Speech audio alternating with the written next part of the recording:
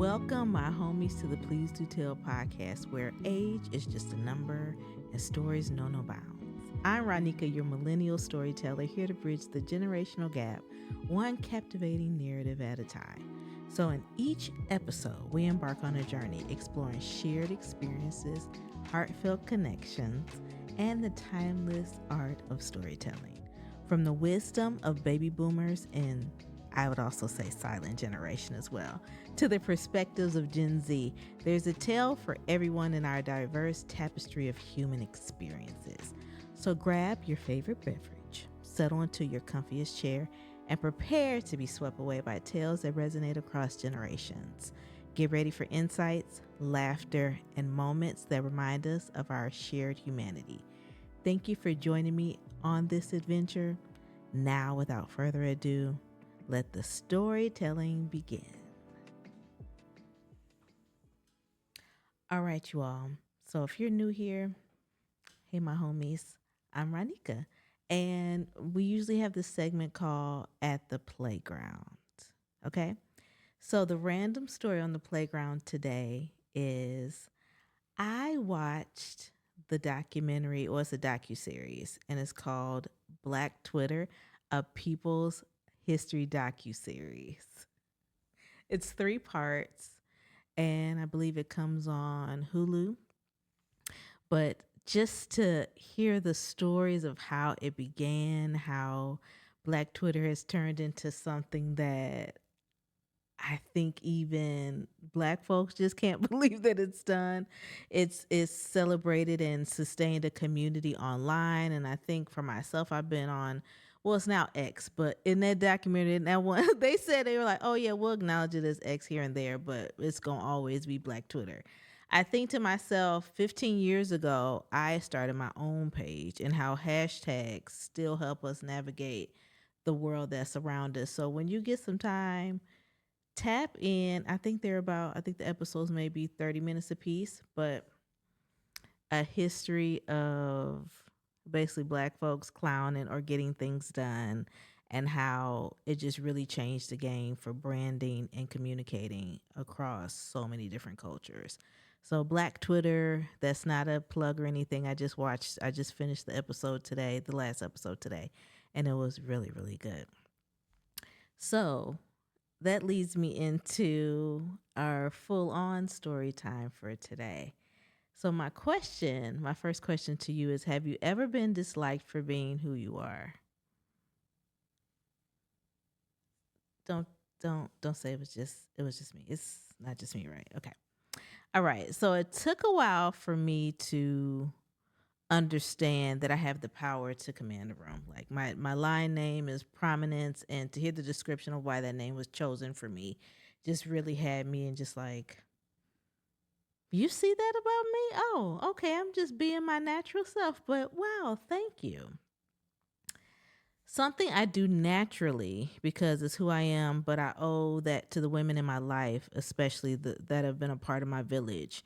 We can find ourselves in situations and rooms where people are upset simply because of the light that you shine on others or the light that you bring into a room. When I was looking for a community in North Carolina, it started with my job. It's where I was spending the most time, and I wanted to find community at work, and maybe it would transfer or spill over into my personal life. For the sake of identity, I've given the people that are part of this story different names.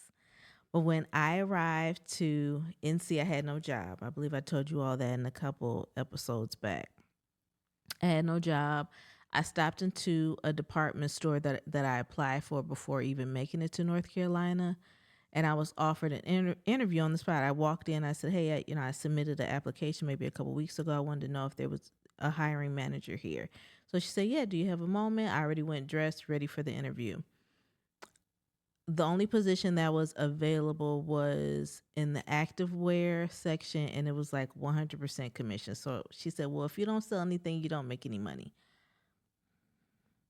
I said I now have a lease that I've signed, so I'm gonna need some money coming in.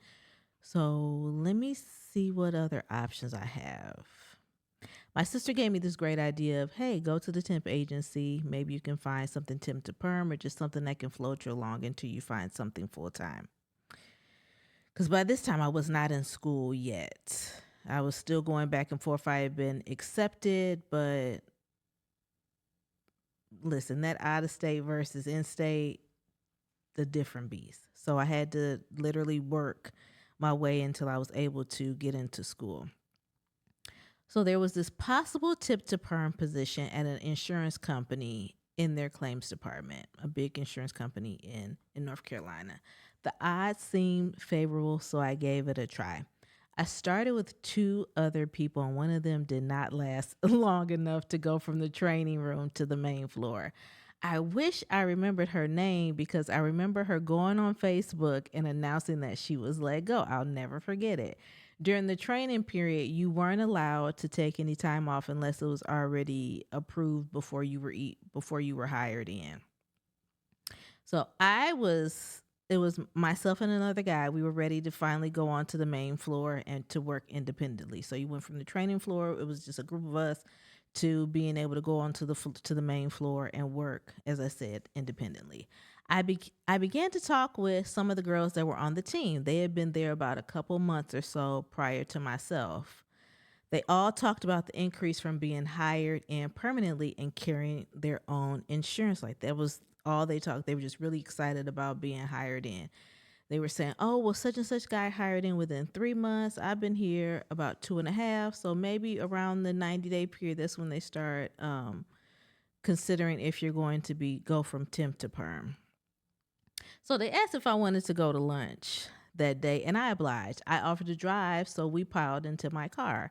Before relocating, I purchased a brand new leased vehicle. Now, as that was a total lesson from me being within 4 miles of everything back at home versus going to a bigger city that I didn't factor in the commuting and all of that. So one of the girls' name was Pam, and she was expecting her first child. She was a worker bee. She would throw on her headphones and work diligently until we were on break. The questions started coming in as we were going to grab some lunch really quickly. Where do you stay? How are you affording this car and an apartment? Questions I've never liked receiving nor answered.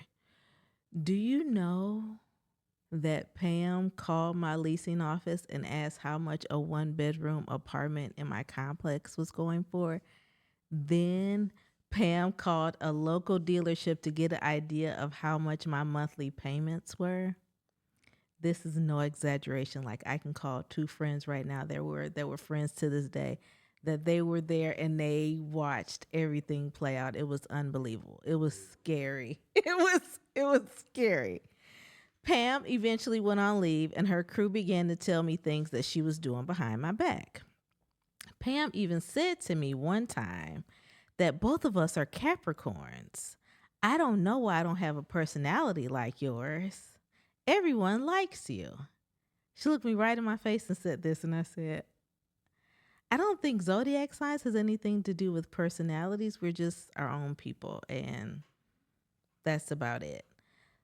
So I tried to unpack that for a quick second, and I was like, I don't know if that was, if I should just store that away somewhere. Like I might need this later on. It became more and more bizarre with wearing the same hairstyle. So she comes back. She goes out on leave. She comes back, and she asked to have lunch with one of my friends from work.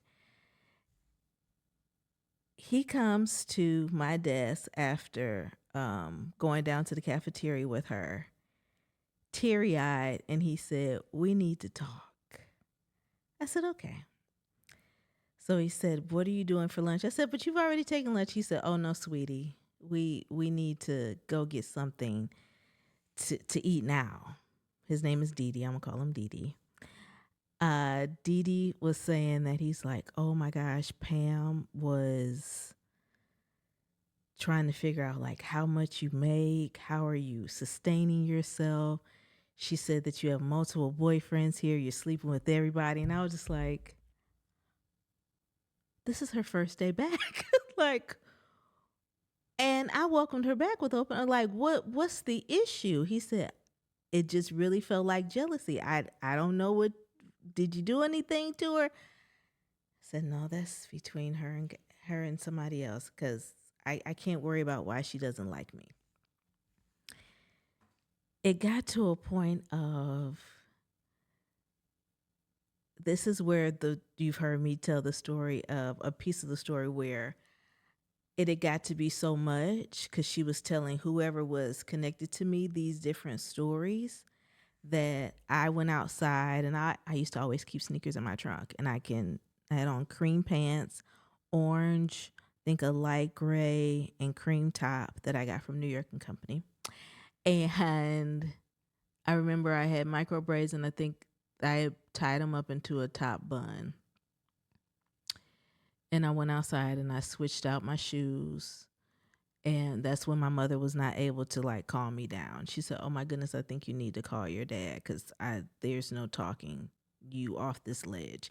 And that's when my dad said, "Hey, you're gonna go in, you're gonna speak to her, you're gonna say good morning, good evening, and that's it. Do you have to communicate with her, friend?" I said, "She's on my team. Like, she's right." She said, "We share a cubicle."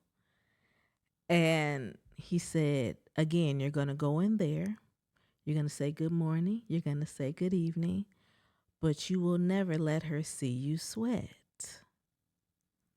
I said, "She's making my life hell." And she's only been back by this time, I think she had only been back for a week. I said, "She's only been back for a week. I'm ready to drag her down the street. As soon as she exits this building, I'm going to take and I'm going to drag her down the street." And he said, "No, you got to remember that job is paying your bills. I'm not." I was like, okay, reality check. He said, "That job is paying your bills, and you are going to get in your car. You're going to go home. You're going to go to sleep. You're going to wake up and you're going to go to that job and act like nothing ever happened." I said, "So I can't even cuss her out?" He said, "You can't even cuss her out." Because he know I wanted to. And he knows that I had good practice. So I was ready. I was ready. So I tried this method. I would come in and I'd be, "Good morning." And I'd say, "Good morning, everybody." And I'd say, "Good morning." It would drive her crazy. She looked at, because she knew I knew everything that she had said about me. Because, like I said, she strategically told people that she knew would come back and tell me. What she wasn't expecting was for me to come in and say, "Good morning, Pam. Good evening, Pam. Have a good evening, Pam." I would come in, my micro braids would be out, have me a fresh little press. And then I would come into work and Pam would have her hair just like mine. I said, "Okay, what's happening here?" And I would, at that time, I was keeping micro braids. Like, that was my go-to. I was keeping some micro braids. So after I would go probably a month with having my hair out, I go back to the braids. I come in. I think I traveled to go get the braids done this time. So I came back on a Monday with braids. Wednesday, Pam walks in with braids. And I said, "Is anyone seeing this? Is it just me? What?" No, it can't be just me. So then I'm still saying good morning, good evening. Pam starts to miss work a lot. She's a new mom, and she's not the worker bee that I met before. She was coming and she was calling out maybe 2-3 times a week. So we knew that wasn't going to last that long. The day had finally come. She got let go. And my boss had brought us in one by one to tell us what was going on. We were now down a team member. And And I told my boss, I told her everything at this time. She said, "Why didn't you tell me?" I said, "Because I had a handle." She said, "All of that was going on my team." Yep. I said, "I could have been out of this job a long time ago if I would have not listened to my dad and I would have drug her down the street." She said, "Well, thank God that you didn't. Thank God you was listening to your dad. Thank God." So fast forward maybe 3 months later, that's when I had the serious grease fire. Well, I mean, of course it was serious when I had the grease fire in my apartment. So everyone at that job had started pitching in, is donating like time to make sure I didn't have to go on short term disability. I believe that, yeah, they were donating their time, their PTO time, pajamas, so I wouldn't be in the hospital with just the gown on, which I thought was really sweet. Cards, not candles, because I didn't want to see fire flames for a minute after that accident. So with that, my boss made sure that everyone had my contact information for in the hospital. So that was my room number, the phone number, the direct line to my room, and of course which hospital I was in. I get a call. Was it before surgery? I feel like it was after surgery. Maybe a couple days after my surgery, I get a phone call, and I pick up because it wasn't like I had caller ID in the hospital. You just pick up, and it was Ronnika. I was like, "Oh my gosh, who could this be?" "This is Pam." I said, "Hello. I got the word what happened, and girl, I wouldn't even wish this on my worst enemy." Okay. What? I said, "Should I say thank you for calling? I'm just okay. Well, I'm gonna let you go." And I hung up. I was in the hospital for almost 2 weeks, and then I was off work for about 2 months. So when I had enough, I think, hair, because I had to cut all my hair off. When I had enough hair to go back into some micros, I definitely got my micro braids back. So I went to church with a friend, same friend that I could call and say, "Hey, tell the story, like, because you were there." Go to church. It was actually a friend of a friend's, a mutual friend's church that we were going to visit. And it's now the time to get up and mingle. If this is your first time, it would go into, it was right after praise and worship, but greet your neighbor, all of that, right? I kid you not. Out of nowhere, here comes Pam. At the church, this is my first time attending. Pam walks up to me and was like, "Oh my God, you look amazing." And she just looked like this, mouth open, frozen in time, like almost as if she wanted to say, "You're supposed to look like a freaking monster, but you look amazing." And I had to say in that church, "Glory to God," right? And she tried to hug me. And I gave her a smooth, like, little, like, it wasn't even a hug. It wasn't. I'm not even going, it wasn't. And I continued mingling with people from the church. And I just remember my friend over there, like, she said, "Bruh, you can't get rid of her." She said, "We're," she said, "What is God trying to teach you with this?" I said, "I don't know. But I guess it's to be nice to everybody, even when they've done you wrong." I don't know, but just know that road to find true friendships was a little bumpy that first year. of being in North Carolina. It was very bumpy. It was situations that it was I tried to like not be myself. I didn't want to show up as myself anymore because I said, are people threatened that I show up as myself all the time? Even my mom and I were talking about recently how I just have this capsule wardrobe and people are like, oh my gosh, it looks so good. I'm thinking, this coat is 10 years old, but thank you. Thank you, because I believe in classic pieces. And that was something that I learned from my village taught me how to be a friend. My village taught me how to identify communities. But boy, I wasn't ready for that bumpy ride that I had going into North Carolina, but it was so many lessons within that. There's going to hurt people, really hurt people. There are going to be times when people want you to dim your light in order for theirs to seem a little bit brighter. And don't do that. Don't. You are who you are. You are one of one.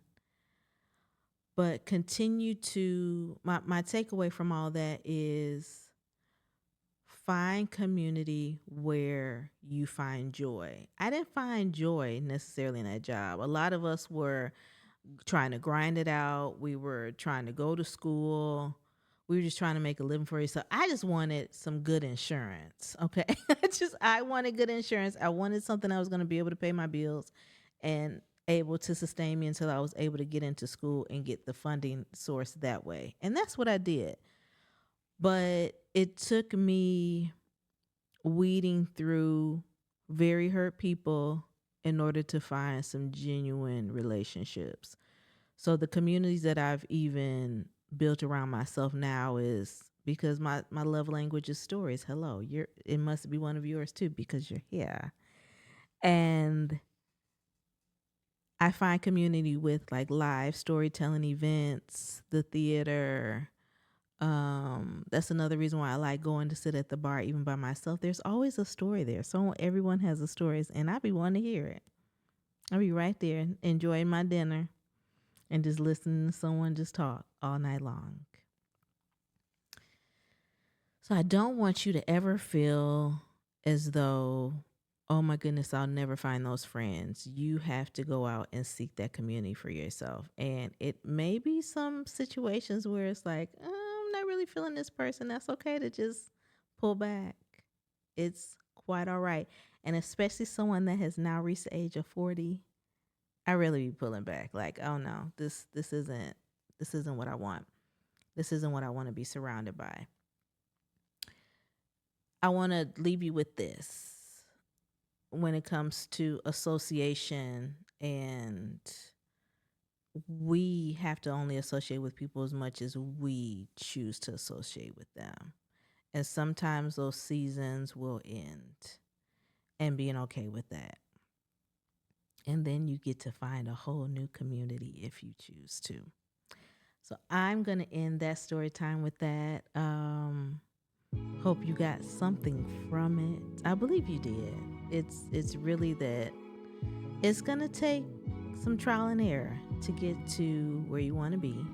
And that even includes when you're building a community. And I can say that for myself with building multiple communities online and offline. It takes commitment, consistency, and but once you find your people, you find your people.